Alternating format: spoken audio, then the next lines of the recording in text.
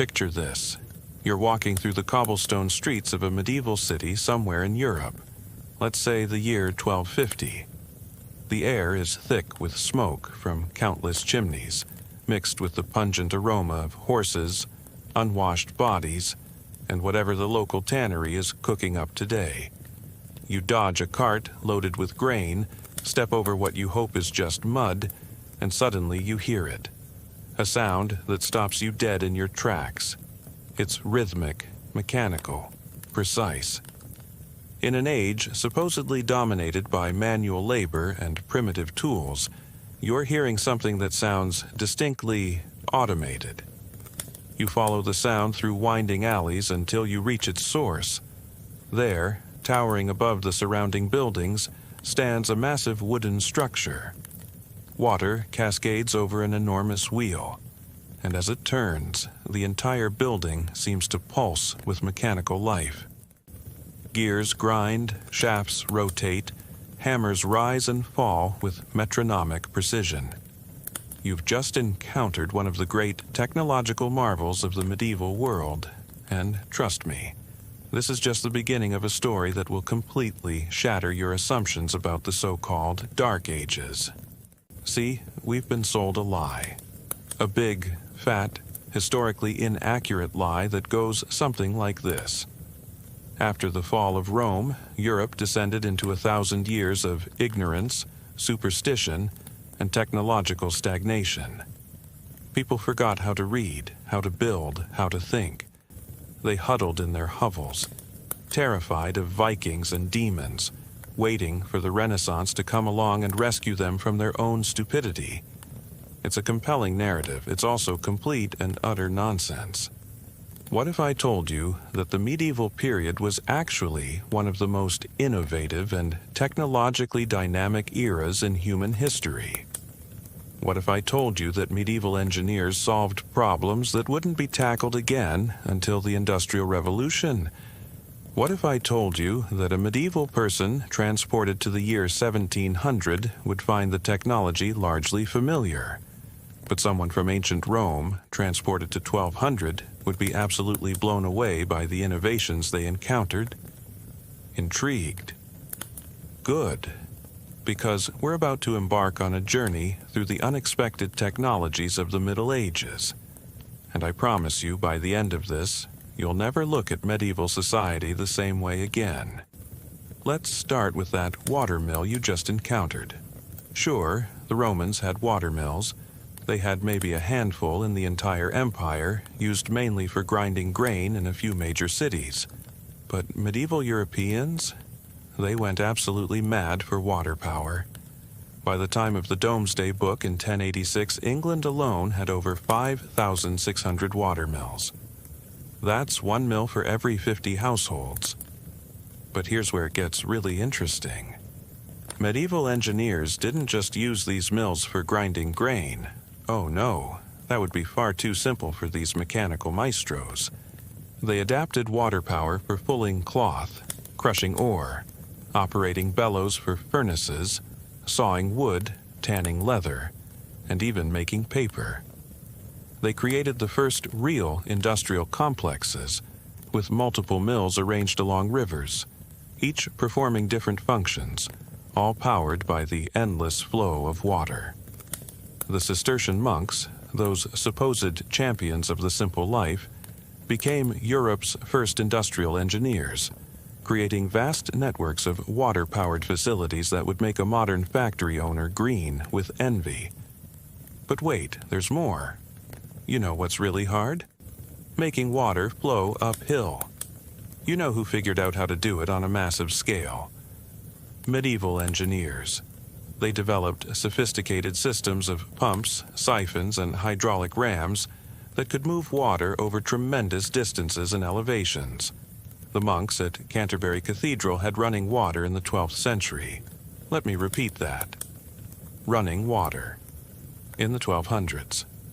While most of Europe wouldn't see indoor plumbing for another 700 years, these monks were enjoying fountains, washing facilities, and even flush toilets.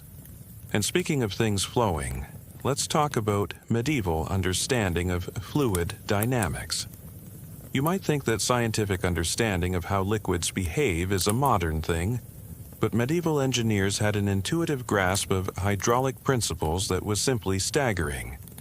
They built aqueducts that would function for centuries, created locks and canals that transformed transportation, and designed fountain systems that seemed to defy the laws of physics. The thing is, medieval people weren't trying to understand the underlying scientific principles the way we do today.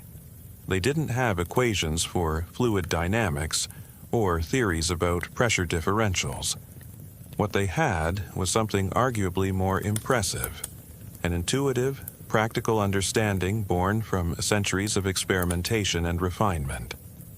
They knew what worked, they knew how to make it work better, and they passed that knowledge down through guilds and monasteries in an unbroken chain of innovation.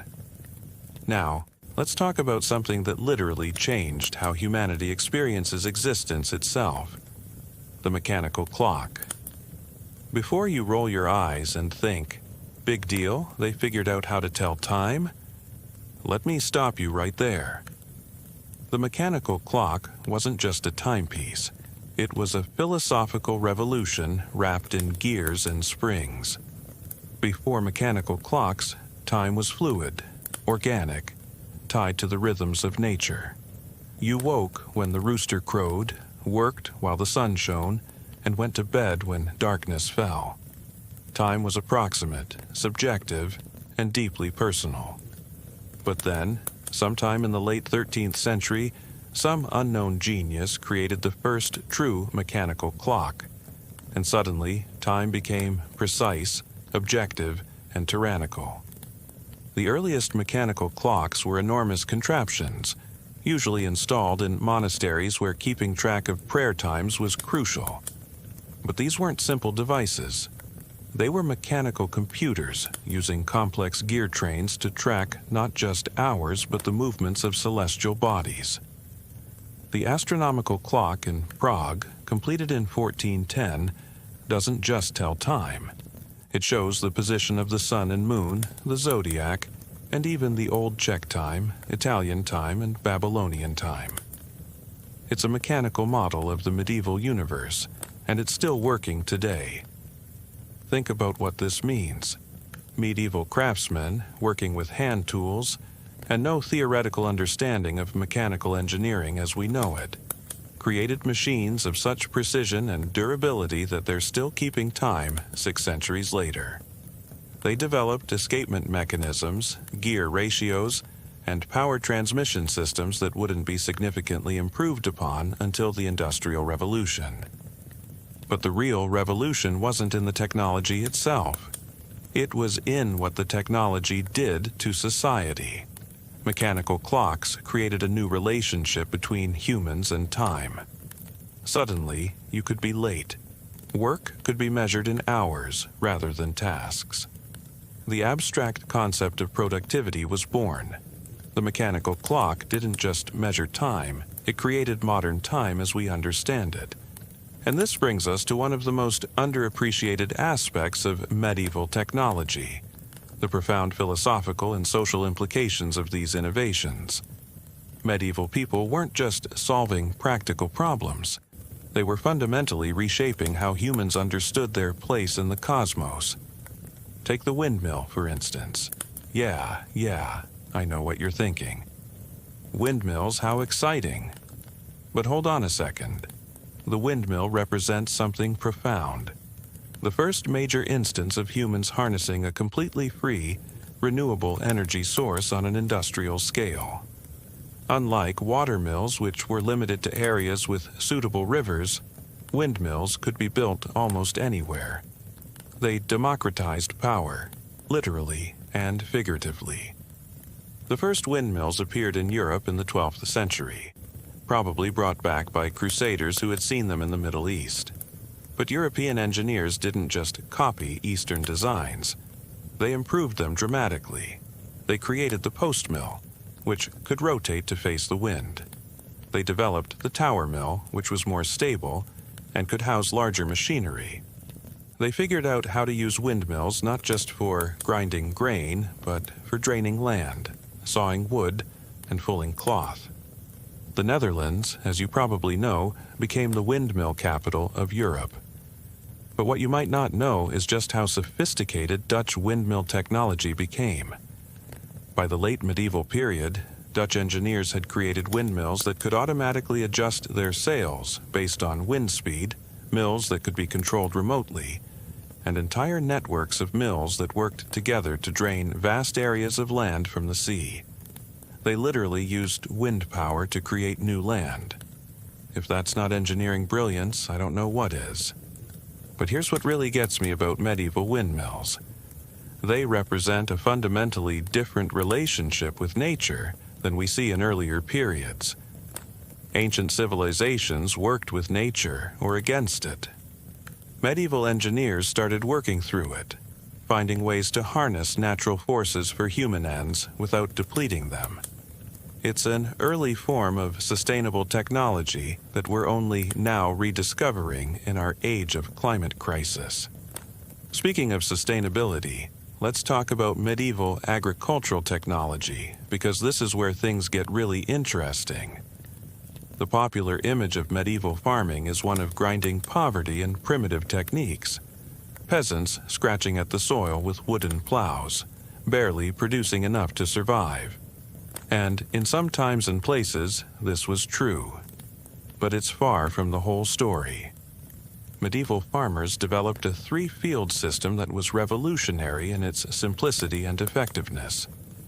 Instead of farming land until it was exhausted and then moving on, or leaving half the land fallow each year as the Romans did, medieval farmers divided their land into thirds. 1/3 was planted with wheat or rye in the fall, 1/3 with oats or barley in the spring, and 1/3 was left fallow. This system increased productivity by 50% while actually improving soil fertility over time. But the real game changer was the heavy plow. The Roman plow was basically a glorified stick that scratched the surface of the soil. It worked fine in the light, dry soils of the Mediterranean, but it was useless in the heavy, wet soils of northern Europe. Medieval engineers developed a plow with wheels, a coulter to cut the soil vertically, a plowshare to cut horizontally, and a mold board to turn the soil over. This beast of a machine could turn the rich but heavy soils of northern Europe into incredibly productive farmland. The heavy plow required more power than a single ox could provide, which led to another innovation, the horse collar. Ancient harnesses pressed against a horse's windpipe, choking it if it pulled too hard. The medieval horse collar, developed in the 9th century, distributed weight across the horse's shoulders, allowing it to pull much heavier loads. Combined with horseshoes, which allowed horses to work on rough terrain, and the breeding of larger, stronger horses, medieval farmers had access to power sources that dwarfed anything available in antiquity. These agricultural innovations had profound consequences. For the first time in European history, farmers could consistently produce surpluses. This freed up labor for other activities, crafts, trade, warfare, and intellectual pursuits. The population of Europe tripled between 1000 and 1300. Cities grew, trade networks expanded, and a complex economy emerged. All because some medieval engineers figured out better ways to plow fields and harness horses. But medieval innovation wasn't limited to big, visible technologies like mills and plows. Some of the most important developments were in what we might call soft technologies, systems and methods rather than machines. Take double-entry bookkeeping, developed by Italian merchants in the 13th century. This might seem like a boring accounting technique, but it was actually a conceptual revolution that made modern capitalism possible. For the first time, merchants could track complex transactions, calculate profit and loss accurately, and manage credit on a large scale. Or consider the university system itself, The medieval university was a technological innovation in the transmission of knowledge. Before universities, learning was haphazard, dependent on finding a suitable master or having access to rare manuscripts. Universities created standardized curricula, formal qualifications, and communities of scholars who could build on each other's work. They were, in essence, knowledge factories, and their methods of organization and instruction remain largely unchanged today. Medieval engineers also made crucial advances in optics. Reading glasses were invented in Italy in the 13th century, extending the productive lives of scholars and craftsmen by decades. Medieval scientists like Robert Grosseteste and Roger Bacon laid the groundwork for understanding how light behaves, conducting experiments with lenses and mirrors that prefigured later developments in telescopy and microscopy. And then there's the printing press. Now, I know what you're thinking. The printing press was invented in the Renaissance. Well, yes and no. Gutenberg's movable type press appeared around 1450, which technically falls into the late medieval period. But more importantly, the technologies that made the printing press possible, paper manufacturing, oil-based inks, the screw press, metallurgy capable of producing consistent type, were all medieval innovations. Paper came to Europe from the Islamic world in the 12th century, and by the 14th century, water-powered paper mills were operating in Italy, France, and Germany. Medieval engineers developed ways to produce paper that was both cheap and high quality, creating the medium that would make mass literacy possible. They experimented with different printing techniques, including woodblock printing, which was used for playing cards and religious images. Gutenberg's genius was in combining these existing technologies in a new way, but he was standing on the shoulders of medieval giants. The military technologies of the Middle Ages deserve special attention, not because warfare is admirable, but because military necessity has always been a driver of innovation. The medieval period saw the development of gunpowder weapons in Europe, fundamentally changing the nature of warfare and, eventually, the structure of society itself. Gunpowder arrived in Europe from China in the 13th century, but medieval engineers didn't just adopt Chinese techniques wholesale. They experimented relentlessly, developing new formulations, new weapons, and new tactics. The first cannons were crude, more dangerous to their operators than their targets. But by the late medieval period, European artillery had become devastatingly effective. The massive bombards used in the siege of Constantinople in 1453 could hurl stone balls weighing over half a ton. But perhaps the most impressive medieval military innovation was the castle itself. A well-designed medieval castle was a masterpiece of engineering, incorporating principles of physics, geometry, and psychology that wouldn't be out of place in a modern military installation. The concentric castle, developed in the 13th century, featured multiple lines of defense, each designed to support the others. Kill zones were carefully calculated to maximize the defender's advantages. Even the spiral staircases were designed to favor right-handed defenders over right-handed attackers. Medieval castle builders understood siege warfare in minute detail.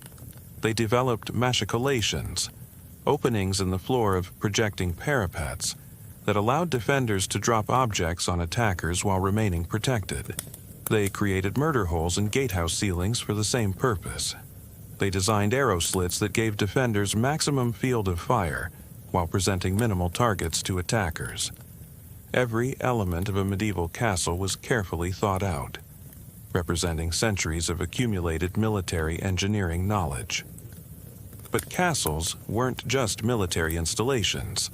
They were also centers of administration, justice, and economic activity. The castle workshop was often a hotbed of technological innovation, where armorers experimented with new alloys and techniques, where engineers developed new siege weapons, and where the practical needs of defense drove constant improvement in construction techniques. Speaking of construction, medieval builders achieved feats that still inspire awe today. The Gothic cathedral is perhaps the ultimate expression of medieval engineering prowess. These structures pushed the boundaries of what was possible with stone construction, reaching heights that seemed to defy gravity itself. The key innovation of Gothic architecture was the pointed arch and the flying buttress. These elements allowed medieval builders to create structures that were taller, lighter, and more open than anything that had come before. The walls of Gothic cathedrals are mostly windows, flooding the interior with light, a remarkable achievement when you consider that the building is made of stone. But what's truly staggering is that medieval builders achieved these feats without modern mathematical tools or materials science. They worked from experience, tradition, and an intuitive understanding of forces and loads. They developed rules of thumb that, when tested by modern engineers, turn out to be remarkably accurate. They created buildings that have stood for nearly 1,000 years, surviving wars, earthquakes, and the simple passage of time. The logistics of cathedral construction were themselves a technological marvel. Building a major cathedral required coordinating hundreds of workers over decades or even centuries. It required quarrying and transporting massive stones, developing new lifting technologies, and maintaining consistent architectural vision across generations of builders. The organizational techniques developed for cathedral construction laid the groundwork for large-scale project management that we still use today. Medieval engineers also made crucial advances in metallurgy. The blast furnace, developed in the 15th century, could produce temperatures high enough to melt iron, allowing for cast iron production on a large scale. This was combined with water-powered bellows and hammers to create the first true industrial metal production facilities. The quality of medieval steel, particularly in specialized applications like sword making, was extraordinary. Japanese katanas get all the press, but European medieval swordsmiths produced blades of comparable quality using different techniques. The mining industry saw tremendous innovation during the medieval period. Miners developed sophisticated ventilation systems to allow deeper excavations. They created drainage systems using water wheels and pumps that could keep mines operational at previously impossible depths. They developed new techniques for following ore veins and extracting metals from increasingly complex ores. The De Re Metallica, written by Georgius Agricola in 1556, but describing techniques developed over previous centuries, reads like a modern mining engineering textbook.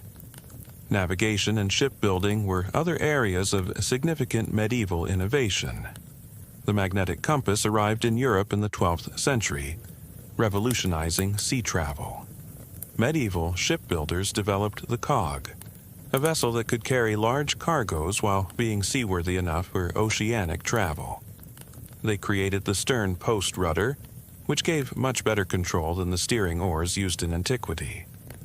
By the late medieval period, European ships were capable of voyages that would have been unthinkable in earlier eras. The carrack, developed in the 15th century, combined Northern European and Mediterranean shipbuilding traditions to create vessels capable of true ocean exploration. These ships incorporated multiple masts, complex rigging systems, and hull designs that balanced cargo capacity with seaworthiness. The technology that would enable the age of exploration was essentially medieval in origin. But perhaps the most underappreciated medieval innovation was in the realm of finance and commerce. Medieval merchants developed sophisticated financial instruments that laid the groundwork for modern banking. The letter of credit, developed by Italian merchants, allowed traders to conduct business across vast distances without carrying physical money. This reduced risk and increased the velocity of trade dramatically. medieval bankers created the first true international financial networks. The Medici Bank, at its height, had branches from London to Constantinople, all coordinating through a sophisticated system of correspondence and accounting. They developed techniques for managing exchange rate risk, extending credit, and financing large-scale enterprises that wouldn't be out of place on modern Wall Street. The guild system, often dismissed as a medieval relic that hindered progress, was actually a sophisticated technology for preserving and transmitting technical knowledge. Guilds created standardized training programs, quality control systems, and networks for sharing innovations. A master craftsman in medieval Paris could travel to Prague and immediately find work, knowing that his skills would be recognized and valued. The guild system created the first truly international technical standards. Medieval innovations in law and governance were equally important. The development of common law in England created a legal system based on precedent and reason rather than arbitrary decree. The Magna Carta, signed in 1215, established principles of limited government and due process that remain foundational to modern democracy. Medieval towns developed charters and self-governance systems that prefigured modern municipal government. The very concept of the corporation, a legal entity separate from its members, is a medieval innovation. Medieval lawyers created structures that allowed groups of merchants to pool resources and share risk in ways that made large-scale enterprises possible. The first corporations were medieval guilds and religious orders, but the legal framework they established underlies all modern business organization. Even in medicine, an area where medieval practice is often ridiculed, there were significant advances. Medieval physicians developed surgical techniques that wouldn't be improved upon until the 19th century. They created the first hospitals in the modern sense, institutions dedicated to healing rather than merely housing the sick. The medical school at Salerno, established in the 9th century, created the first formal medical curriculum and required practical training as well as theoretical knowledge.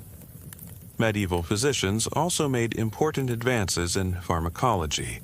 They systematically studied the properties of herbs and minerals, creating comprehensive pharmacopoeias.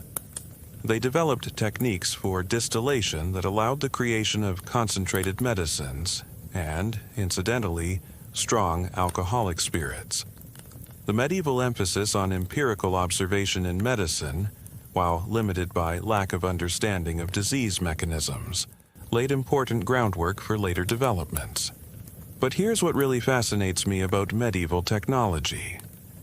It wasn't just about solving immediate problems. Medieval thinkers were deeply concerned with understanding the fundamental nature of reality. They developed sophisticated philosophical frameworks for thinking about technology and its relationship to human flourishing.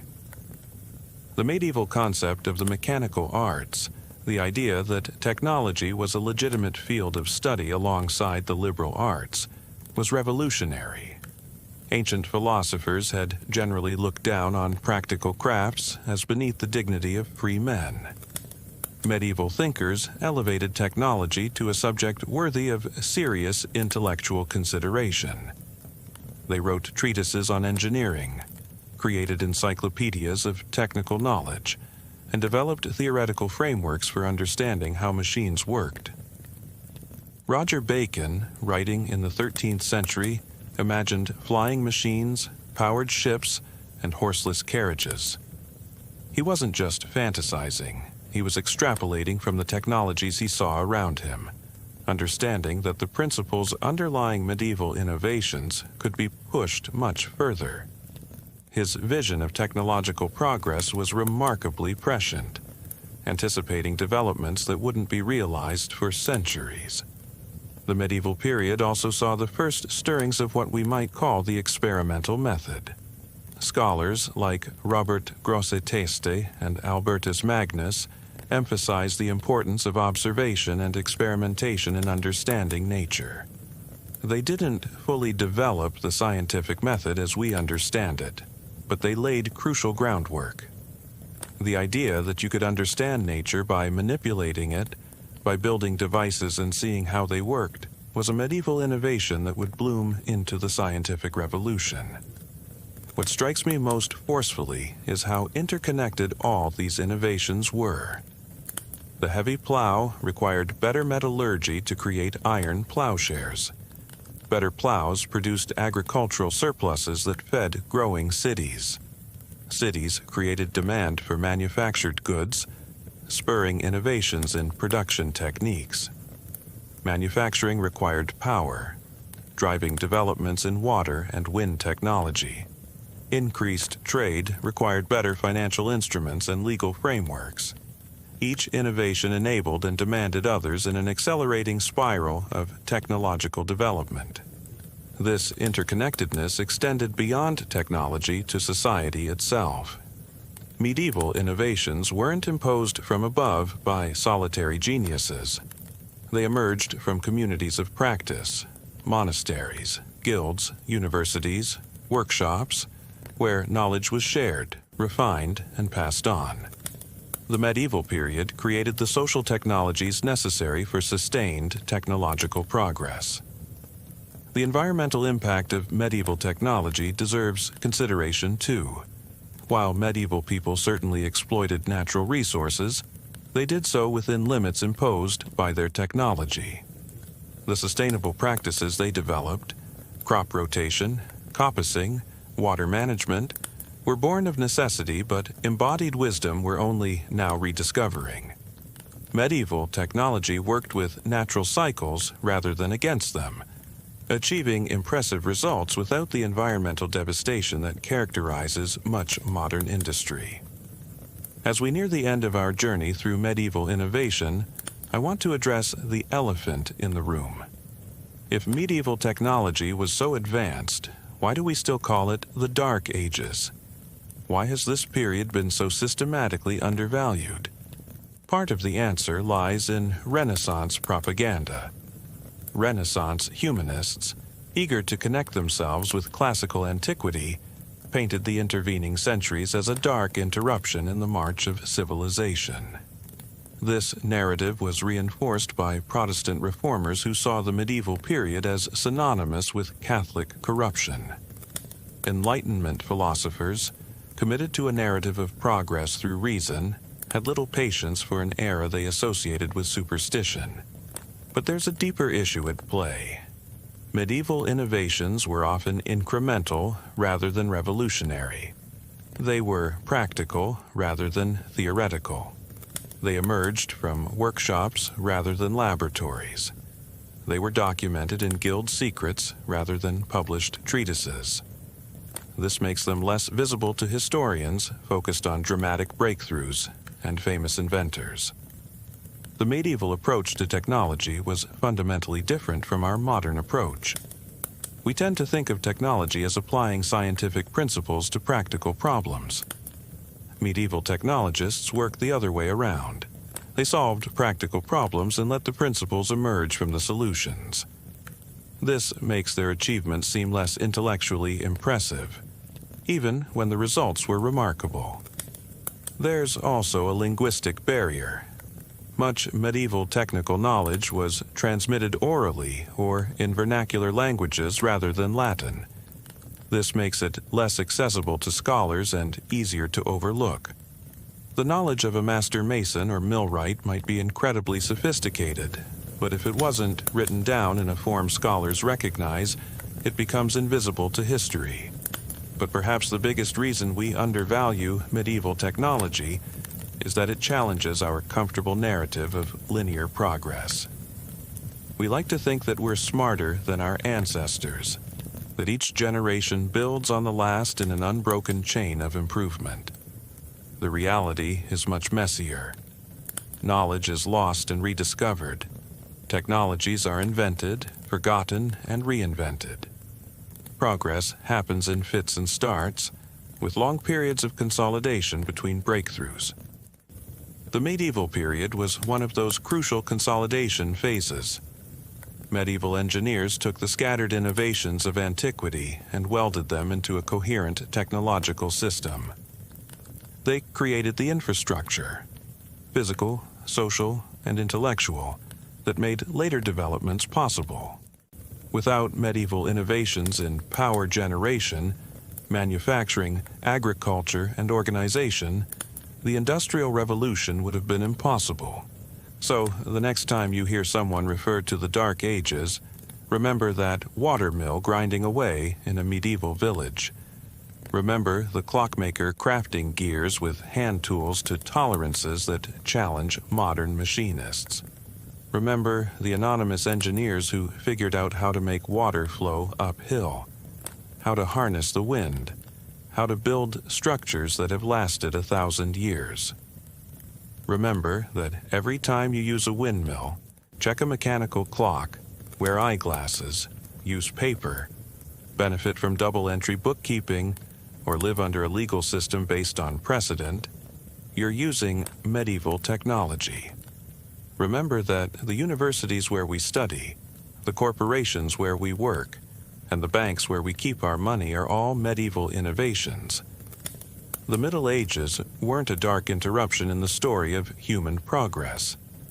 They were a crucial chapter, a time when practical brilliance combined with philosophical sophistication to create technologies that transformed the world.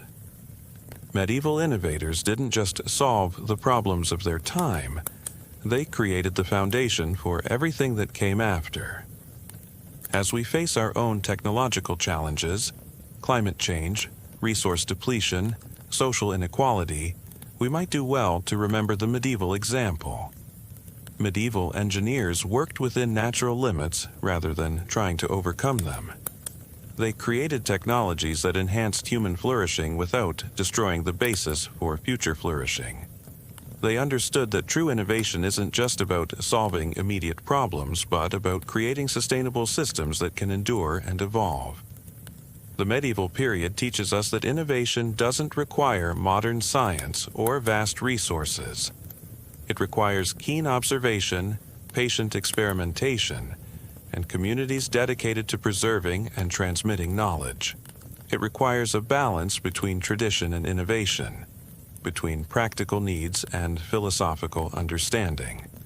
Most of all, it requires a recognition that technology is not an end in itself, but a means to human flourishing.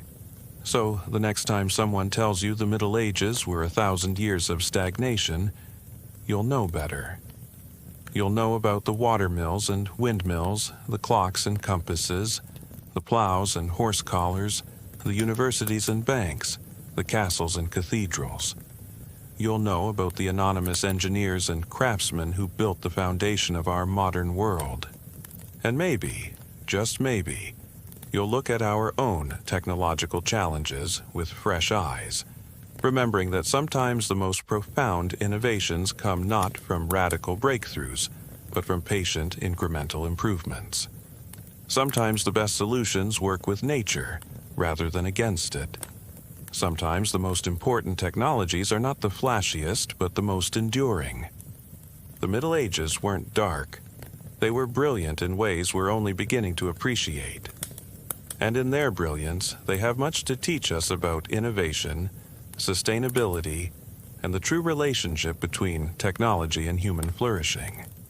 The medieval engineers and craftsmen who created these innovations couldn't have imagined the world we live in today. But without their work, our world would be unimaginable. That's the true legacy of medieval technology, not just the specific innovations, remarkable as they were, but the demonstration that human ingenuity can flourish under any circumstances, that practical wisdom is as important as theoretical knowledge, that sustainable solutions are often the most innovative solutions, and that technology, at its best, is not about dominating nature or each other, but about creating possibilities for human flourishing within the constraints of the natural world. The next time you see a windmill turning lazily in the breeze, or hear a church clock chiming the hours, or walk through a Gothic cathedral, or even just use a piece of paper, take a moment to appreciate the medieval innovators who made it possible. They may not have known they were changing the world, but change it they did, one patient innovation at a time. And in doing so, they proved that no age is truly dark as long as human creativity and ingenuity continue to shine. But wait, let me take you deeper into this technological wonderland, because we've only scratched the surface of medieval ingenuity. You see, there's an entire category of innovations that historians have traditionally overlooked, not because they weren't important, but because they were so ubiquitous, so woven into the fabric of daily life that they became invisible to later observers. These are the technologies of comfort, convenience, and what we might call quality of life improvements that medieval people developed to make their existence not just bearable, but genuinely pleasant. Take, for instance, the medieval heating system. Now, I know what you're thinking. They had fireplaces, big deal. But medieval heating technology was far more sophisticated than simply burning logs in an open hearth. By the 13th century, wealthy households and monasteries had developed hypocaust systems inherited and improved from Roman designs. These weren't just copies of ancient technology. They were enhanced versions that used the chimney effect more efficiently, distributed heat more evenly, and could maintain comfortable temperatures in large stone buildings even during the harshest winters. The castle of Marienburg in Poland, built by the Teutonic Knights, had a heating system that would impress a modern HVAC engineer. Hot air from massive furnaces in the basement was channeled through a network of ceramic pipes built into the walls. These pipes heated the stones themselves, creating radiant heat that lasted long after the fires had died down. The knights could enjoy warm meeting halls and sleeping quarters while using a fraction of the fuel that open fireplaces would have required. But here's where it gets really interesting. Medieval engineers didn't stop at heating air. They figured out how to heat water on an almost industrial scale. The bathhouse culture of medieval Europe has been largely forgotten, overshadowed by later Protestant moralizing about the supposed dirtiness of medieval people. The reality? Many medieval towns had public bathhouses that would rival modern spas in their sophistication. These weren't just tubs of lukewarm water. Medieval bathhouses featured multiple pools at different temperatures, steam rooms created by pouring water over heated stones, and even primitive shower systems using perforated containers suspended from the ceiling. The Great Bath at Bath Abbey could accommodate dozens of bathers simultaneously in naturally heated spring water, but the monks also added their own heating systems to ensure consistent temperatures year-round. The technology required to maintain these facilities was considerable. You needed reliable water supplies, drainage systems to handle wastewater, heating mechanisms that could maintain steady temperatures, and ventilation systems to manage steam and humidity. Medieval engineers solved all these problems using nothing but mechanical ingenuity and careful observation of natural principles. Speaking of water, let's dive into medieval plumbing, because this is where things get genuinely impressive. The popular image of medieval people throwing waste into the streets is, well, it's not entirely wrong for certain times and places, but it's far from the whole story. Many medieval buildings, particularly monasteries and castles, had sophisticated plumbing systems that wouldn't be out of place in a 19th century building. The Monastery of Christ Church in Canterbury had a water system mapped out in the 1160s that shows a level of hydraulic engineering that seems almost impossibly advanced. Fresh water was brought from springs miles away through lead pipes. Once it reached the monastery, it was distributed through a complex network to the kitchen, the bakehouse, the brewery, the wash house, and even to individual cells where monks could wash their hands. Waste water was carefully channeled away through stone-lined drains that connected to larger sewers. But here's the kicker. They had pressure systems. By building water towers and carefully calculating pipe diameters, medieval engineers could deliver running water to upper floors of buildings. The Tower of London had running water in the 13th century. Let that sink in for a moment.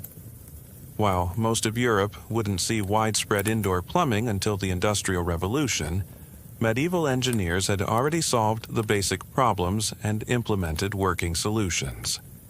And then there's medieval food technology, which goes far beyond simple preservation techniques. Medieval cooks and food technologists developed sophisticated methods for not just preserving food, but transforming it in ways that enhanced both nutrition and flavor. The medieval kitchen was essentially a food laboratory, where experimentation was constant and innovation was prized. Consider the medieval approach to brewing. Beer wasn't just a beverage. It was a crucial source of nutrition and a safer alternative to often contaminated water. Medieval brewers developed techniques for controlling fermentation that wouldn't be scientifically understood until Pasteur's work in the 19th century. They knew exactly how to manipulate temperature, ingredients, and timing to produce consistent results. They created different styles of beer for different purposes. Light ales for everyday consumption, strong ales for special occasions, and medicinal brews incorporating herbs with genuine therapeutic properties. The use of hops in brewing, which revolutionized beer production and preservation, was a medieval innovation. Before hops, brewers used a mixture of herbs called gruit, which was inconsistent and didn't preserve well. The transition to hops in the 9th and 10th centuries allowed beer to be stored longer, transported farther, and produced more reliably. This seemingly simple change had profound economic implications, enabling the growth of commercial brewing and long-distance trade in alcoholic beverages. Medieval food preservation techniques were equally sophisticated. Yes, they salted and smoked meat, techniques known since ancient times. But they also developed complex processes for creating preserved foods that remained nutritious and palatable. The production of cheese in medieval monasteries reached levels of sophistication that created products we still prize today. Roquefort, Munster, Limburger, and dozens of other classic cheeses trace their origins to medieval monastic communities who had the time, resources, and motivation to perfect their craft.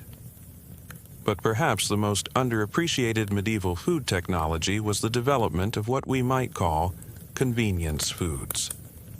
Medieval cooks created portable, shelf-stable foods that could sustain travelers, soldiers, and workers.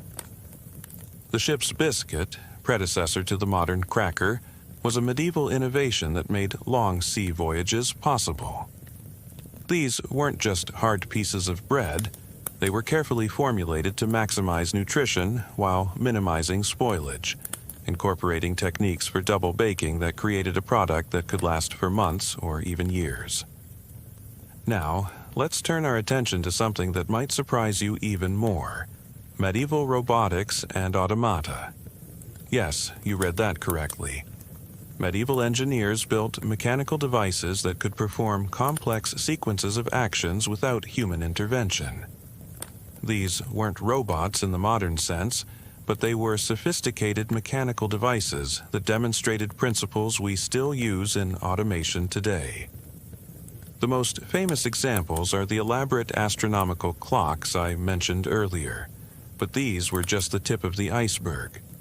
Medieval engineers created mechanical knights that could joust, mechanical angels that could crown kings, and even mechanical musicians that could play actual songs. The Silver Swan automaton at Bowes Museum, while created in the 18th century, used techniques developed in medieval workshops, techniques for creating lifelike motion through carefully designed cam systems and gear trains.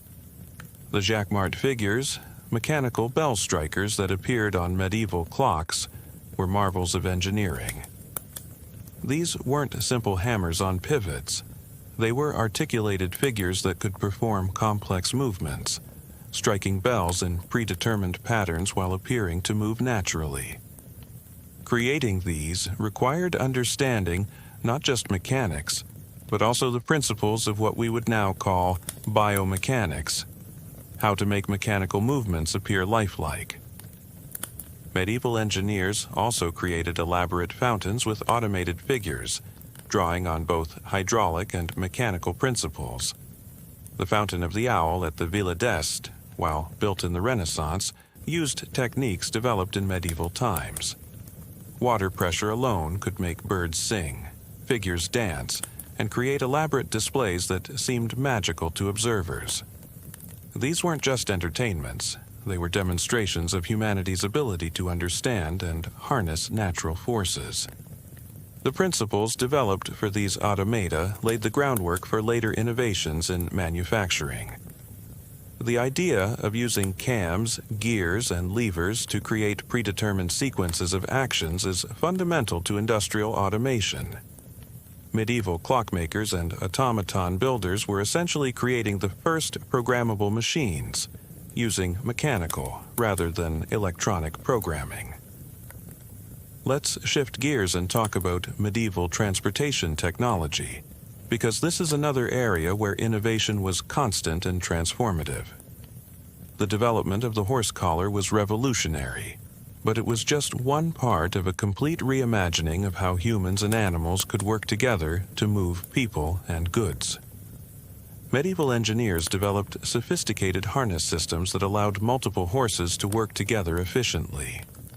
The breast collar, the hames, the traces. Each element was refined through centuries of practical experience. They figured out optimal configurations for different tasks. How to harness horses for speed versus power. How to distribute weight to minimize fatigue. How to allow horses to work together without interfering with each other.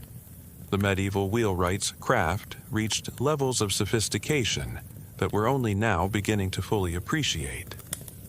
Creating a wheel that was both strong and light, that could handle the stresses of medieval roads while carrying heavy loads, required deep understanding of material properties and force distribution. Medieval wheels used techniques like dishing, creating a slight cone shape that provided lateral strength without adding weight. They developed methods for shrinking iron tires onto wooden wheels that created incredibly strong composite structures. But perhaps the most impressive medieval transportation innovation was the development of springs and suspension systems. By the 14th century, carriages used leaf springs made from carefully tempered steel. These weren't crude attempts at comfort. They were sophisticated mechanical systems that understood the principles of energy absorption and distribution. The technology was so effective that similar designs were used well into the automotive age. Medieval shipbuilding deserves special attention because it represents one of the most complex technological challenges of the era. Building a ship that could survive ocean voyages required integrating knowledge from dozens of different fields: materials, science, hydrodynamics, navigation, and logistics. Medieval shipbuilders developed techniques that seem almost impossibly sophisticated, given their tools and theoretical knowledge. The clinker-built ships of Northern Europe, with their overlapping planks, created hulls that were both strong and flexible. This wasn't just a construction technique. It was a design philosophy that understood how ships needed to flex with the waves rather than resist them rigidly. The cog, which I mentioned earlier, incorporated a flat bottom for cargo capacity, with high sides for seaworthiness, creating a design that balanced competing demands in ways that modern naval architects still admire. Medieval navigators developed instruments and techniques that made reliable ocean navigation possible centuries before GPS. The astrolabe, inherited from Islamic science but refined by European craftsmen, allowed navigators to determine latitude with remarkable precision. The compass, combined with detailed charts and rudders, written sailing directions, made it possible to navigate even in poor visibility. But here's what really impresses me. Medieval navigators developed dead reckoning techniques that allowed them to estimate position based on speed, direction, and time elapsed. This required not just good instruments, but also deep understanding of how wind, current, and ship design interacted. They created systematic methods for estimating speed using chip logs, for correcting compass readings for magnetic variation, and for accounting for drift. These techniques were so effective that they remained standard practice until the development of electronic navigation. The medieval approach to mapping and cartography was equally sophisticated. Medieval maps weren't trying to represent physical geography the way modern maps do. They were representing different kinds of information. The Mappa Mundi showed spiritual and historical geography. Trade maps showed routes and commercial opportunities. And port-o-land charts showed coastal navigation information with stunning accuracy. The port-o-land charts of the Mediterranean, created by medieval navigators, are so accurate that modern sailors can still use them. These weren't created through systematic surveying, but through centuries of accumulated navigational experience, carefully recorded and refined. The fact that medieval navigators could create accurate charts using only compass bearings and estimated distances speaks to a level of systematic observation and record-keeping that rivals modern scientific methods. Now, let's delve into something that might seem mundane but was actually revolutionary: medieval textiles and clothing technology.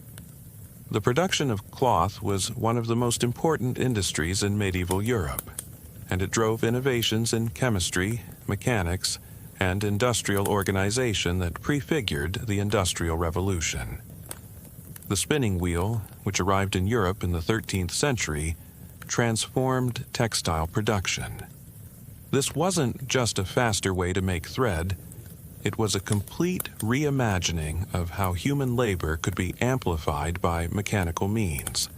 The great wheel, used for spinning wool, could produce thread many times faster than hand spinning, but more importantly, it produced thread of consistent quality, enabling standardization in textile production.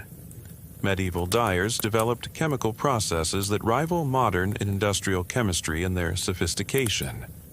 Creating deep, lasting colors required understanding not just which plants and minerals produced which colors, but how to modify those colors through careful manipulation of pH, temperature, and mordants.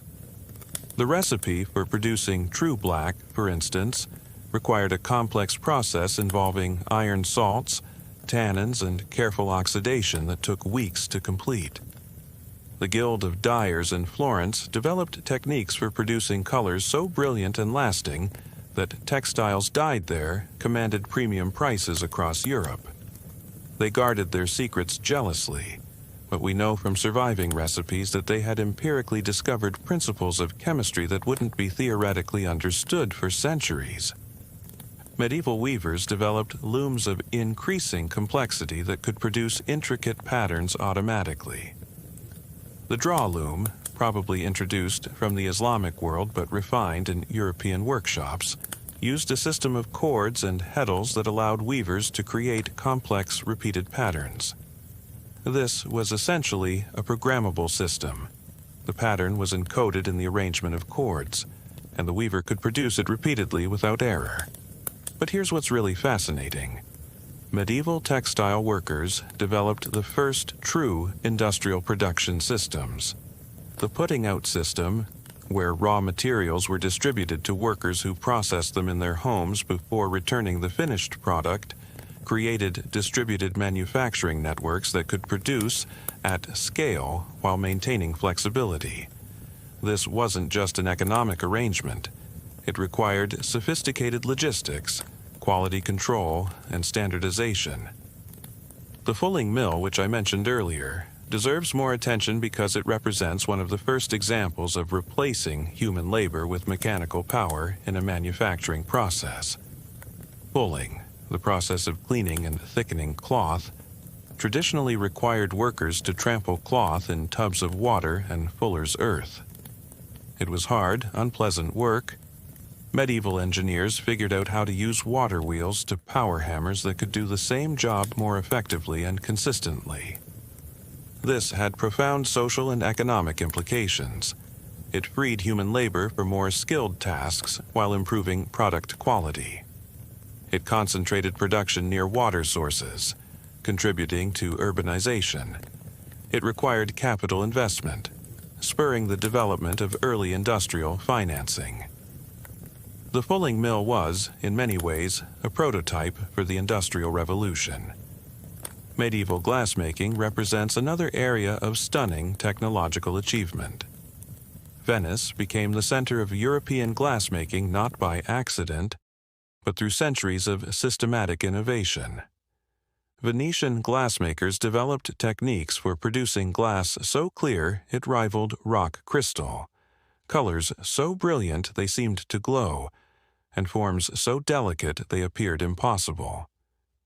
The chemistry involved in medieval glassmaking was extraordinarily complex. Creating clear glass required removing iron impurities from sand, which medieval glassmakers achieved using manganese dioxide.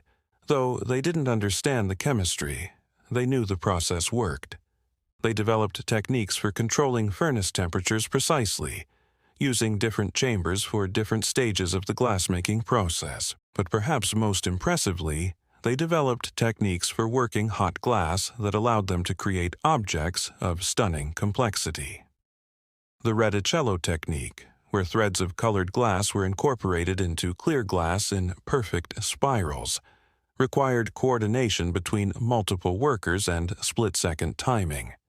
The fact that examples of this technique survive from the 13th century speaks to a level of skill that modern glassmakers struggle to match even with better tools and theoretical knowledge. Medieval innovations in lighting technology often go unappreciated, but they represent significant advances in both chemistry and design. The simple oil lamp had been around since ancient times, but medieval craftsmen transformed it into a sophisticated lighting system. They developed lamps with multiple reservoirs that could burn for hours without attention, clockwork mechanisms that automatically trimmed wicks, and reflector systems that concentrated light where it was needed. The chemistry of medieval lighting was surprisingly advanced. They discovered that different oils burned with different qualities of light and smoke. They learned to refine whale oil to produce a bright, smokeless flame.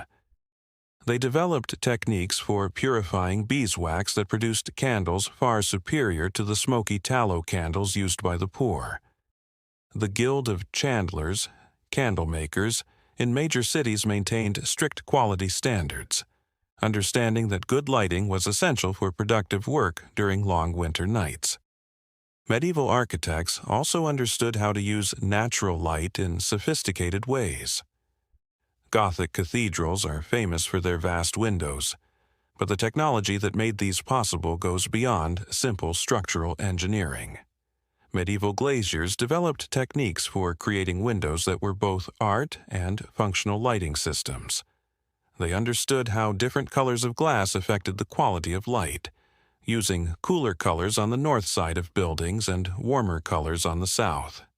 The use of light wells, clear-story windows, and carefully calculated opening angles shows that medieval architects had an intuitive understanding of solar geometry. They could predict how sunlight would fall at different times of day and year, designing buildings to maximize useful light while minimizing glare and heat. This wasn't accidental. Surviving architectural treatises show that this knowledge was systematically recorded and transmitted.